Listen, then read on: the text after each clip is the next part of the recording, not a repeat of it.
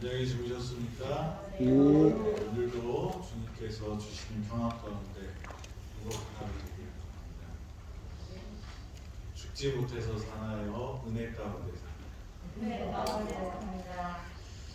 같은 삶을 살아도 우리가 은혜 가운데 사는 사람이 돼야 돼요. 너 때문에 못 살아 이렇게 하는 사람이 아니라 하나님 때문에 감사하고 사는 저와 여러분이 되기를 간절히 바랍니다. 우리 민수기 14장 마지막에 보면 어제 말씀에 그 가나안으로 진군하지 말라고 하나님께서 말씀하시는데 이스라엘 백성들은 진군합니다. 그래서 어떻게 돼요? 완전히 깨져버려요. 하나님이 원하시는 것은 순종이지 어떤 일을 얼만큼 많이 하는가가 아니에요. 근데 우리는 자꾸 착각하는 것 중에 하나가 내가 무엇을 안 했기 때문에 축복을 못 받았다라는 생각을 하고 있어요. 근데 그게 아니라는 거죠. 하나님 말씀에 순종하면 하나님의 축복이 우리에게 은혜가 되고 그것이 우리에게 이루어지는 것입니다. 하나님의 약속은 내가 무엇을 하고 안 하고 그 사실만 가지고 할 수 없는 거예요. 하나님의 그 본 뜻을 알아야 되는데 이스라엘 백성들은 가나안에 들어가는 그 발걸음을 띄고 이 아말렉과 또 이 가나안 족속과 싸우는 것이 하나님을 기쁘시게 하는 거라고 생각했어요. 그런데 사실은 하나님이 기쁜 일은 뭐냐면 하나님의 마음을 백성들이 알고 하나님의 말씀에 순종하는 거예요. 우리는 우리의 노력이, 우리의 헌신이, 우리의 헌금이 하나님을 기쁘게 한다고 생각하는데 그 노력보다도 더 중요한 것은 뭐예요? 우리의 마음에 있는 본심이라는 거죠. 근데 본심은 하기 싫은데 뭐예요? 하나님한테 벌 받을 것 같아.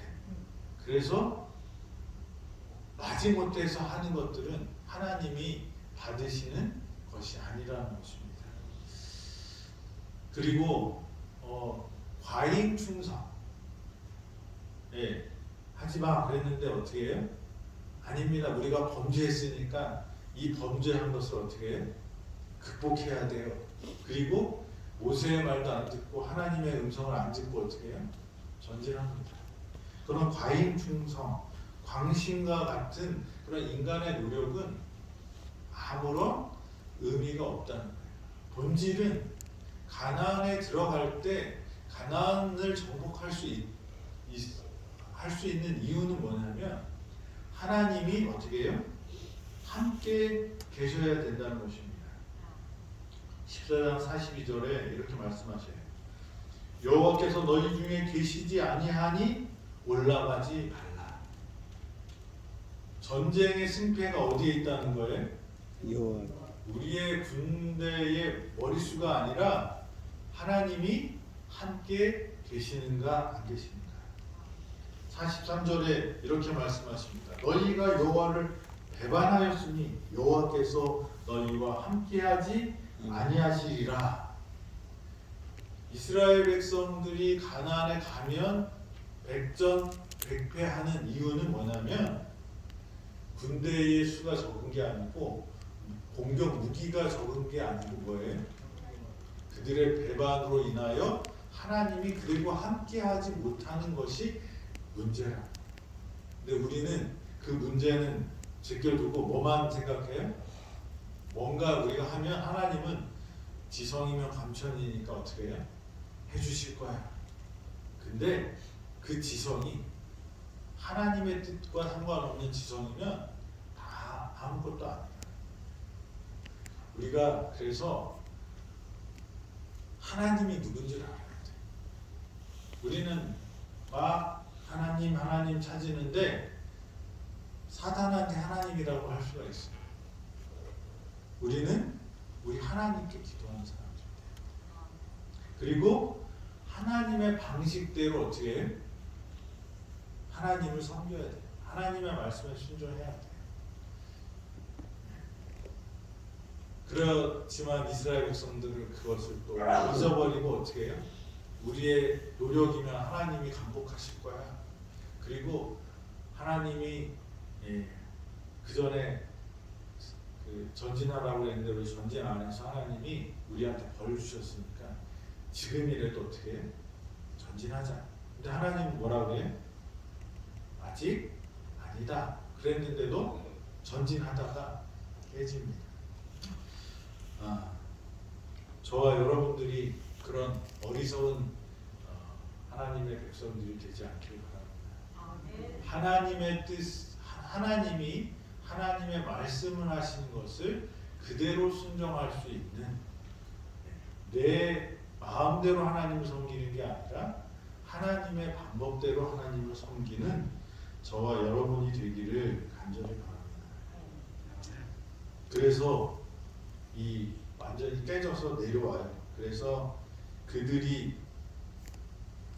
쫓겨나와서 호르마까지 이르렀다. 아말렉과 가나안 자손들한테 싸움에 져서 쫓겨내려옵니다. 호르마라는 뜻은 저주라는 뜻이래요. 그러니까 얼마나 힘들고 고달팠으면 자기들이 진을 치고 이제 피한 그 장소를 호르마라고 했을까요? 그래서 이 14장이 그렇게 맞춰집니다.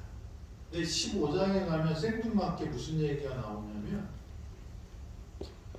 화제나 번제나 소원을 갚는 제사나 낙한제나 정한 절기에 소나 양을 여호와께 향기롭게 드릴 때에 어떻게 제사를 드리는지를 15장에 나와요. 제사를 자세히 설명한 성경책이 뭐죠? 우리가 지난번에 했던 레위기. 이 이야기는 어디에 들어가야 돼요? 레위기에 들어가야죠. 제사를 어떻게 드리는지 설명한 책이 레위기입니까? 그런데 왜 하나님께서는 이렇게 이스라엘 백성이 불이 내려와서 심판을 받고 불평불만하다가 고기 먹고 탈나서 많은 사람이 죽고 그 다음에 어떻게 해요? 가나안 정탐을 갔다가 낙심하고 절망하고 원망하고 하나님을 비난하니까 하나님이 그 10명의 정탐꾼을 심판하시고 이제 어떻게 한다는 거예요? 너희들 이제 너희 말처럼 어떻게 해? 가나안에 못 들어갈 거야. 너희 말고 누가 들어간대? 너희 자식들이 들어갈 거야. 이스라엘 백성들이 그 소리를 듣고 아닙니다. 우리가 할 수 있습니다. 그리고 하나님의 명령이 떨어지지도 않았는데 싸우다가 된통 깨져갖고 이제 호르마라는 곳에 머물게 됐어요. 백성들의 분위기가 어땠을까요? 완전히 어떻게 해요? 아주 이제 우리는 어디도 못 간다? 가나안에도 못 간다. 이 광야에서 죽게 생겼어. 그렇게 절망하고 있을 시간, 하나님께서 갑자기 생뚱맞게 무슨 얘기를 해요? 제사에 관한 이야기를 시작하십니다. 분명히 이유가 있어서 그렇게 하셨다고 생각이 됩니다. 여기 보면 15장 1절에 여호와께서 모세에게 말씀하여 이르시되 이스라엘 자손에게 말하여 그들에게 이르라 너희는 내가 주어 살게 할 땅에 들어가서 제사 제도를 얘기하는데 그 전에 한 말씀이 있어요. 이제 이스라엘 백성들은 뭐예요? 우리가 잘못했어요. 우리가 잘못해서 이렇게 패했고 죽었고 아프고 힘들고 뭐가 없어요? 희망이 없어진 거예요. 그런데 하나님께서는 모세를 통하여 다시 말씀하시는데 너희는 어디에 들어갈 것이다? 가나안에 들어갈 것이다 라는 약속을 주셔요. 그게 지금 이 20세 이상의 가나안의 이 사람들, 그 이스라엘 백성들이 아니지만 누구는 분명히 들어가요? 자식들. 하나님의 백성들은 분명히 가나안에 들어갈 거라는 약속을 주시는 것입니다. 그들이 원했던 것들이 그들의 죄로 인하여 얻지를 못하게 됐어요. 그렇지만 또 다른 계획이 하나님은 주셨다. 이 제사를 통하여 하나님께서는 미래를 허락하신 거예요. 13장, 14장에 불평하는 백성들과 그에 대한 하나님의 심판이 나오는데 그 약속의 땅을 밟아보지도 못한 채 광야에서 죽게 되어서 이제 그 사람들은 희망도 없고 절망적인 그런 우울한 장사집 같은 분위기였지만 그 속에서도 하나님은 뭘 주셔요? 희망의 약속을 주시는 것입니다. 그 미래가 무엇인지를 제사를 통하여 이스라엘 백성들에게 약속하시는 것입니다. 너희는 내가 주어 살게 할 땅에 들어가서 어떻게 한다는 거예요? 분명히 그 땅에 들어가게 하겠다라는 하나님의 약속이 있습니다. 그래서 이 제사의 이야기, 민수기 15장의 제사의 이야기는 희망의 제사, 미래의 제사지만 이스라엘 백성들에게 다시 한번 희망을 드리는 것입니다. 18절, 19절에도 이렇게 말씀하셔요. 이스라엘 자손에게 말하여 이르라. 너희는 내가 인도하는 땅에 들어가거든 어떻게 해요? 그 땅의 양식을 먹을 때 여호와께 거제를 드리되. 농사를 져서 뭘 얻을 거라는 거예요? 곡식을 얻을 거라. 거제는 식물로 드리는 제사입니다. 그래서 분명히 하나님께서는 이스라엘 백성들이 가나안에 들어갈 것이라고 말씀하십니다. 너희를 인도하실 거라고 말씀하시는 것입니다. 그리고 거기에서 나오는 곡식들을, 양식들을 먹을 거라고 말씀하시는 것입니다. 그래서 이스라엘 백성들은 절망에서 뭘 볼 수 있을까요? 희망을 볼 수 있어요. 아담과 하와가 선악과를 따 먹을 때 그것을 먹으면 정녕 죽으리라, 분명히 죽을 거라는 그 선언을 들었어요. 그리고 그것은 이루어지나요? 이루어졌어요. 그렇지만 하나님은 거기서 끝나는 것을 원치 않았기 때문에 창세기 3장 15절에 뭐예요? 구속의 경륜을 이야기하십니다. 너를 유혹한 그 뱀은 어떻게 될 것이다? 머리가 깨져 죽을 거야. 그리고 너희를 구원할 이 여자의 후손이 태어날 텐데 그가 발꿈치를 물리지만 결국은 뱀의 머리를 깨트리고 구원하실 거라는 구원의 약속을 주시는 것입니다. 하나님은 우리가 범죄할 때 그리고 우리가 엇나갈 때 그런 우리에게도 뭘 주셔요? 희망을 주시는 것입니다. 그게 뭐냐면 제사를 통하여 드러나는. 제사가 뭐죠? 이스라엘 백성들의 제사의 가장 단순한 원리는 뭐예요? 하나님과 화해하려면 뭐가 필요해요? 피 흘림이 있어요. 그 죄를 담당하는 어린 양이 있어요. 피 흘리는 어린 양. 죄를 지으면 용서를 받아야 되는데 그 용서를 받으려면 어떻게 해야 돼요? 피 흘리는 그 죄의 대가를 치른 어린 양이 있어요. 하나님께서는 이 죽음의 저주를 푸는 방법을 뭘 통해서요? 제사를 통해서. 이 이스라엘 백성들이 가나안에 들어가지 못하게 된 그 절망적인 순간에 다시 한번 제사 제도를 통하여 우리가 가나안에 들어가는 방법을 말씀하시는 것입니다. 우리에게 또 마찬가지입니다. 저와 여러분들이 하나님의 뜻에 순종하지 않고 또 이 이스라엘 백성들처럼 불평불만하고 잘못된 길로 가서 지금 이 모양 이 꼴이 된다 할지라도 우리는 아직 뭐가 있어요? 희망이 있어요. 내 안에 희망이 있는 게 아니에요. 우리의 희망은 내가 노력해서 되는 게 아니에요. 우리의 희망은 어디 있어요?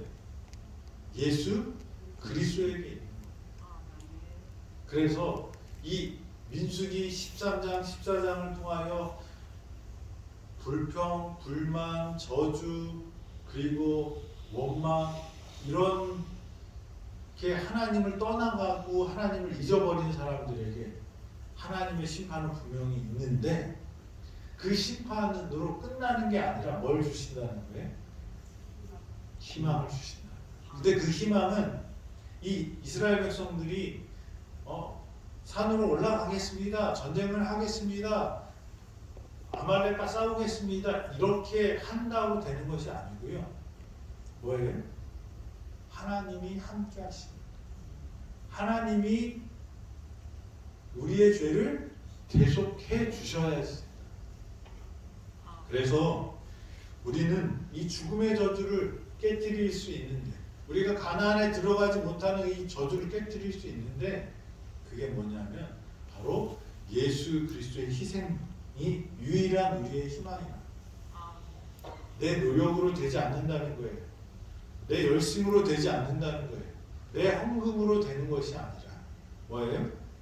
예수 그리스도의 죄사함의 피 흘림이 있어야 한다는 것입니다. 아멘. 우리가 미래를 바라볼 수 없는 그 죄인들이지만 우리에게 미래를 바라볼 수 있게 하시는 것은 뭐가 있어야 돼요? 우리의 죄를 대신 지시는 예수 그리스도가 있기 때문이라는 것입니다. 그래서 예수 그리스도의 희생, 그 희생만이 우리의 유일한 희망이 되는 것입니다. 그분의 보혈만이 우리를 구원할 수 있다는 것입니다. 그분의 사랑만이 우리를 어떻게 해요?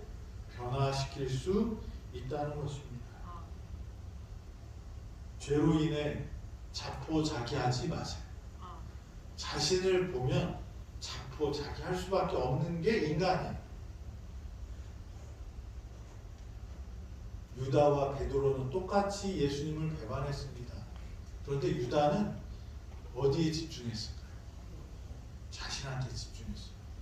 예수님이 그렇게 말했는데도 그 말을 듣지 않은 자신을 원망했어요. 베드로도 자신을 원망했어요. 그런데 베드로는 거기서 끝나는 게 아니라 뭘 봤어요? 예수님을 봤어요. 우리의 희망은 내가 얼만큼 죄인이고 내가 얼만큼 힘이 있고 내가 무엇을 가지고 있고 여기에 희망이 있는 게 아니에요. 우리의 희망은 어디에 있어요? 예수 그리스도에게 있다는 거예요. 그래서 내가 무엇을 해야지 된다는 생각도 버리셔야 돼요. 우리가 순종해야죠. 근데 그것이 어떤 결과를 이룰 것이라는 공식이라고 생각하시면 안 돼요. 뉴스타트가 우리를 건강하게 합니다. 그런데 그것이 우리를 건강하게 하는 원칙이긴 하지만 거기에 하나님의 은혜와 축복이 함께하지 않으면 아무것도 안 일어나요. 뉴스타트에 누가 계셔야 돼요? 하나님 계셔요. 우리의 희망은 무엇을 알고 내가 무엇을 하고 내가 무엇을 헌신하는 그것에 있지 않아요. 어디에 있어요? 예수 그리스도가 우리를 위하여 돌아가셨기 때문에 우리에게는 희망이 있다는 것입니다. 그래서 여러분 넘어지고 쓰러지고 아플 때 무엇을 봐야 될까요? 무엇을 우리가 붙잡아야 될까요? 뉴스타트를 붙잡지 마시고 뭘 붙잡아야 돼? 예수님을 붙잡아야 돼. 예수님을 붙잡은 사람들이 어떻게 살아가는 것이 참 좋은 삶인가를 알려주는 게 뭐예요? 뉴스타트예요. 근데 예수 없이 뉴스타트만 하면 그것은 뭐예요? 좋아질 수도 몸은 좋아질 수도 있겠지만 그것은 결국은 어디를 가지 못해요? 하늘 가나안에 들어갈 수 없는. 우리 이 땅에서 건강을 회복하지 못한다 할지라도 이스라엘 백성들은 가나안에 못 들어가게 됐어요. 이 20살 넘은 사람들. 그런데도 그들은 희망이 있었어요. 왜요? 자신의 자식들이 들어갈 것이고 그들은 뭐를 기대할 수 있었어요? 제사를 통하여 죄 사함을 받고 하늘 가나안에 들어갈 희망이 있었어요. 저와 여러분들 우리의 희망은 누구예요? 예수 그리스도. 에덴 병원이 우리의 희망이 아니고요. 예수 그리스도가 우리의 희망입니다. 아멘. 예수 그리스도를 바라보고 우리가 예수님의 말씀에 순종하는 삶을 사는 것이 바로 우리에게 주시는 하나님의 교훈이라고 여겨집니다. 아멘. 죄 중에 빠지고 불평, 불만, 원망, 좌절, 낙담, 하나님의 심판 이 모든 것이 이루어지고 막 우리를 억누르고 있다 할지라도 우리가 바라볼 게 있어요. 이 모든 것 그럼에도 불구하고 우리를 구원하시는 하나님의 사랑은 크시다.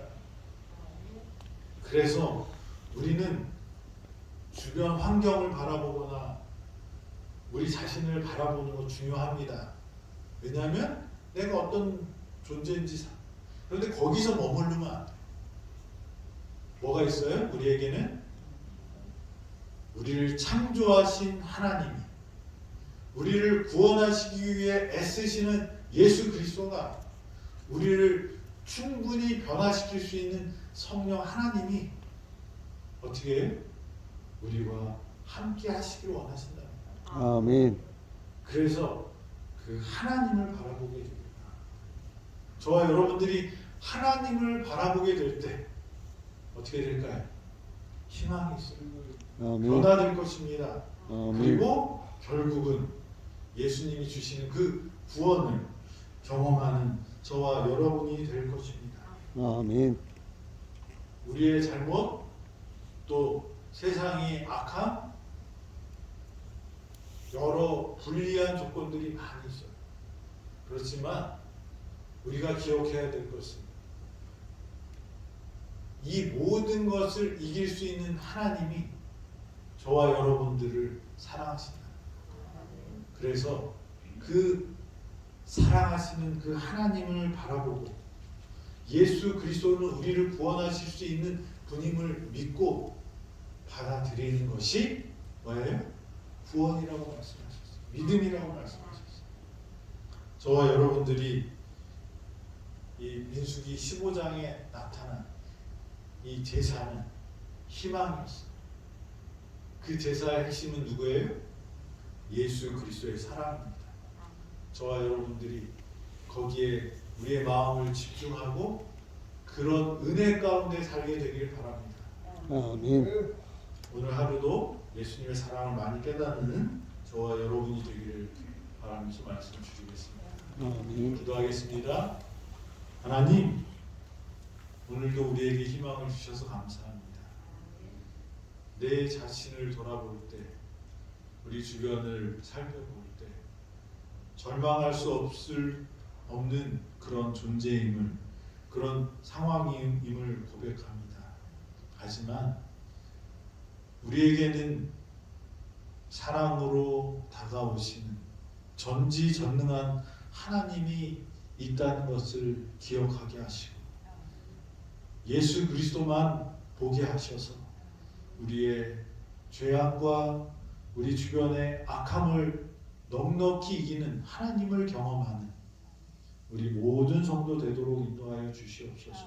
아멘. 오늘도 이 병원에 예수님을 바라보는 많은 사람들이 주님으로 인하여 회복하고 치유함을 받는 아름다운 병원이 되도록 주님 인도하시고 우리의 희망 되시는 예수 그리스도를 굳게 잡음으로 그 희망이 우리의 삶에서 이루어지기를 예수 그리스도의 이름으로 기도드립니다. 아멘. 아멘.